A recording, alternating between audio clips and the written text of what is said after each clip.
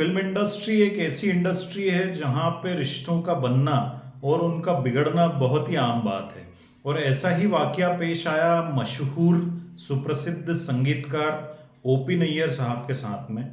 OP Nayyar साहब का रिश्ता कैसे आशा भोसले जी के साथ जुड़ा और फिर कैसे दोनों के बीच अलगाव हुआ, कैसे दोनों का रिश्ता बिगड़ा, आज इसके बारे में हम बात करेंगे। दोस्तों, यदि आपने मेरा चैनल सब्सक्राइब नहीं किया है तो मैं रिक्वेस्ट करूंगा सब्सक्राइब कर लें और बेल आइकन और ऑल के ऑप्शन को जरूर प्रेस करें जिससे कि सारे नोटिफिकेशंस आप लोगों तक सबसे पहले पहुंच पाए। दोस्तों, फिल्म इंडस्ट्री में बाय डिफॉल्ट अपार पैसा है, बेहिसाब दौलत है। और दोस्तों, ये एक स्वाभाविक सी बात है, जब किसी के पास बेहिसाब दौलत आती है तो उसके साथ में अहंकार भी साथ आता है।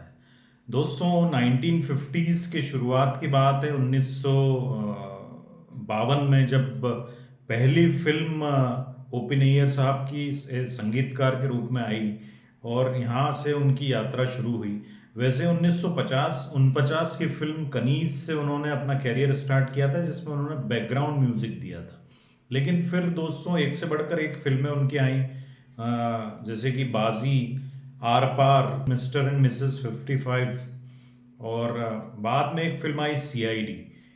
सीआईडी के पहले जो फिल्में आई ओपी नैयर साहब की, उनमें सभी में महिला पार्श्व गायन के रूप में नैयर साहब ने उपयोग में लिया शमशाद बेगम जी को और गीता दत्त जी को। और उसके बाद सीआईडी फिल्म से एंट्री हुई भारतवर्ष की सर्वकालिक सबसे versatile singer, female singer Asha Bhosle ji की।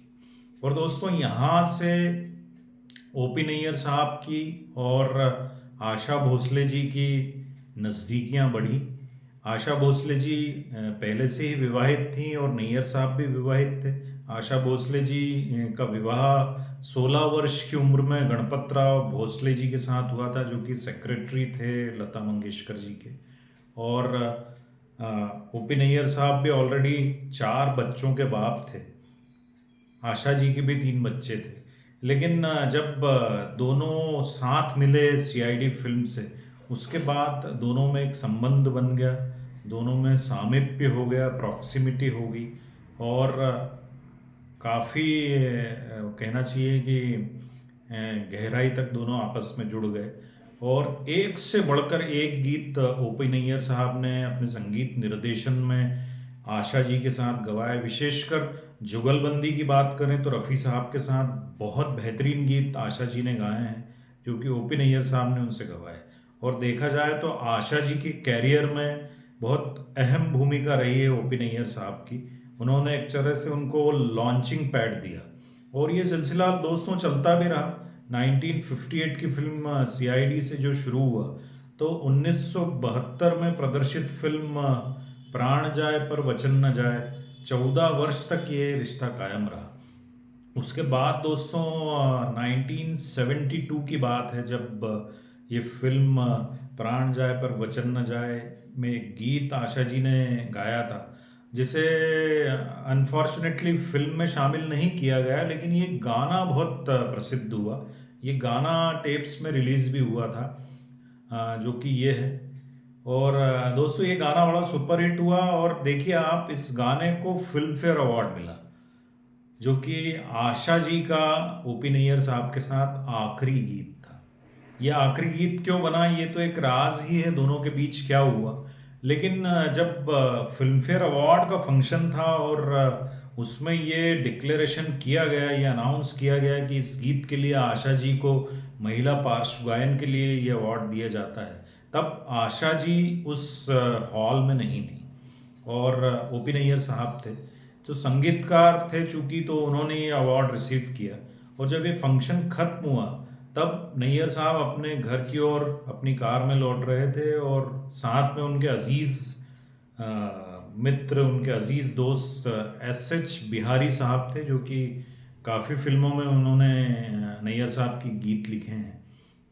दोनों जा रहे थे, तभी एक जगह सुनसान सड़क पर नैयर साहब ने गाड़ी रोकी और ये फिल्म फेयर अवार्ड पूरी ताकत से उछाल कर फेंका।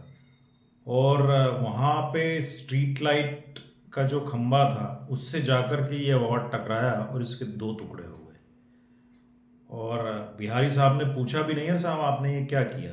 तब नैयर साहब ने बड़े दुखी स्वर में बोला, जिस प्रकार से ये अवार्ड के दो टुकड़े हो गए हैं, ऐसे ही आशा ने मेरा दिल तोड़ा है और अब she is out of my life. ऐसा कह कर के ये एस बिहारी साहब को उन्होंने जवाब दिया। और दोस्तों, यहाँ से दोनों का अलगाव हुआ और जो 14 वर्ष का सफ़र था जिसमें आशा जी ने एक से बढ़कर एक गीत गाए नैयर साहब के लिए, उसका अंत हुआ। उसके बाद नैयर साहब की लाइफ चलती रही, धीरे धीरे कैरियर उनका ढलान पे आ गया। आशा जी का तो कैरियर खैर बहुत अच्छा चलता रहा। बाद में 1980 में उन्होंने दूसरी शादी भी की सुप्रसिद्ध संगीतकार राहुल देव बर्मन साहब के साथ में। लेकिन नैयर साहब के जीवन में बहुत ही अकेलापन आ गया था और नैयर साहब का अपने परिवार से भी बिखराव हो गया। वे अलग जाकर के मुंबई में एक जगह पेइंग गेस्ट के रूप में रहने लगे और जीवन में उनके बहुत एकांकीपन आ गया, बहुत लोनलीनेस आ गई, जिसका कारण वे कहीं ना कहीं आशा जी को ही बताते थे। लेकिन बहरहाल अंदरूनी मामला क्या था ये हम नहीं बोल सकते, क्योंकि नैयर साहब खुद भी बहुत अक्खड़ मिजाज के थे, बहुत ही गुस्से के तेज थे। तो दोनों के बीच में क्या वाकया हुआ ये हम कह नहीं सकते, लेकिन ये पूरा प्रसंग हुआ और इस प्रकार से उन दोनों के बीच रिश्ते का पूर्णतः अंत हुआ, जिसका कारण मुझे कहीं ना कहीं अहंकार नज़र आता है। नैयर साहब अपने कैरियर में बहुत सफल रहे और एक समय ये था कि सबसे महंगे संगीतकार हुआ करते थे नैयर साहब। महंगी गाड़ियों में चलते थे, महंगे सिगार पीते थे वो, और उनका टशन देखने काबिल होता था। नैयर साहब वैसे भी एक ऐसे व्यक्ति थे जिनमें टशन कूट कूट के भरा था और नैयर साहब किसी की भी हवा उतार देते थे। इस प्रकार के व्यक्ति थे नैयर साहब। और ये उनका जो उनमें जो ठसका था, जो टशन था, वो अंत तक कायम रहा दोस्तों।